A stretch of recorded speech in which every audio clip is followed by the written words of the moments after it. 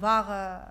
հրապարակվելու է Բաքվի ռազմական դատարանը հրապարակելու է Ռուբեն Վարդանյանի դատավճիռը եւ ես մի րոպե անգամ չեմ կասկածում որ Ռուբեն Վարդանյանը եւս դատապարտվելու է ՑՄԱ ազատազրկման ես ուզում եմ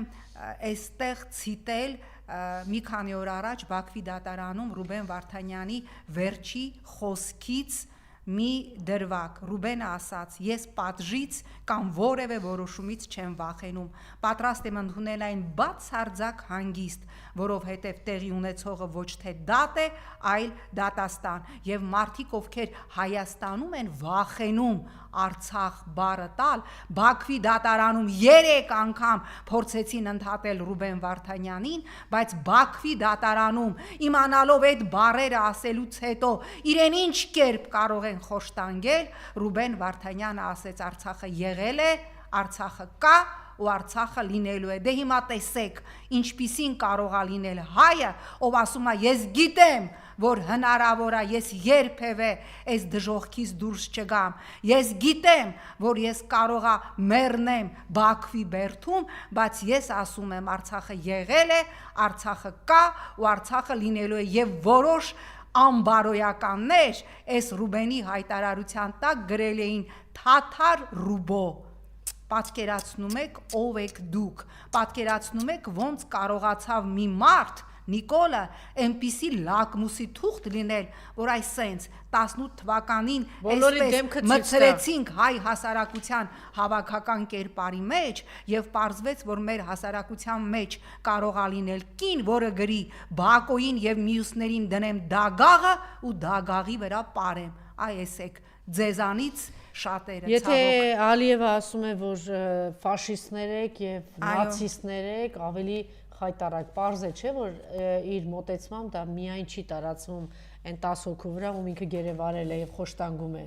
դա այսինքն այդտեղ Ալիևը իմերեսին ասել Տիկին Թոմասյան 13 թվականին ես եմ եղել Բաքվում Եվրանեստի պատվիրակության կազմում երբ որ խոսք տրվեց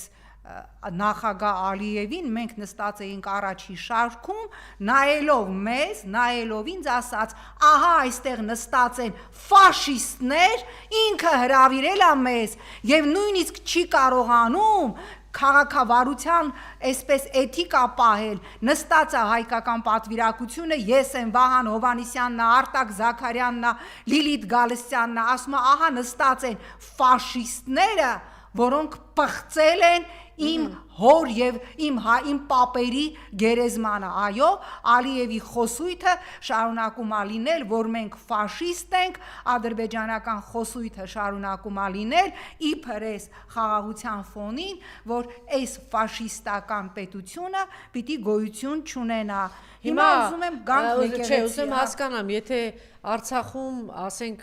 էլի ցեղասպանություններ որտեղ տեղահանությունն էլ ցեղասպանության մի տեսակ է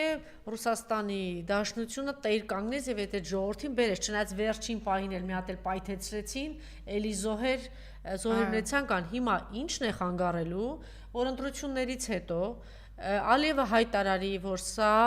նացիստ ֆաշիստ ահաբեկի ժողովուրդ է եւ մտնի Երևան ինձ ասեք ինչն է խանգարելու եւ ինչու չպիտի մտնի ինքը այստեղ ով է խանգարելու եւ ինչն է խանգարելու ուրեմն ուզում եմ հիշեցնել որ 22 թվականին դեռևս Նիկոլ Փաշինյանը ճանաչեց Ադրբեջանի սահմանները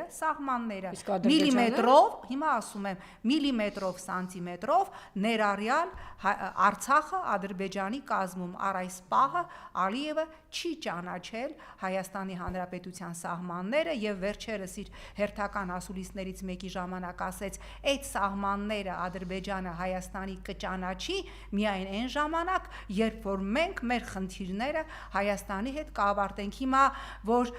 այսպես մարդիկ կան ասում են դե լավ հեսա ոչինչ էլի խաղաղություն ա բերել գնանք հունիսի 7-ին ընտրենք ինչ եղել Արցախը տվել է էս են արել Ալիևը ասում է ստոպ ես չեմ ճանաչել Հայաստանի Հանրապետության սահմանները եւ միջև ես չվերցնեմ Հայաստանի Հանրապետության տարածքից այն ինչ որ ես ուզում եմ, այն ինչ որ ես համարում եմ իմը, այո, ես չեմ ճանաչելու։ Մի հատ նայեք, մի հատ մի զլացեք Կիրակնորյա AS TV-ով նայեք իրանց հիմնական քաղաքական վերլուծական թողարկումը, նայեք այդ հաղորդավարի հետևի քարտեզը։ Մի հատ կարողա ձեր տունը, ձեր տան կրիշը, ձեր բնակավայրը, ձեր գյուղը եւ ձեր գյուղի ակումբը այդ ադրբեջանական քարտեզում տեսնեք, որպես Ադրբեջանի Հանրապետության սուվերեն տարածք։ Մի ալարեք Կիրակի օրերը AS TV-ով նայեք իրենց հիմնական քաղաքական թողարկումը։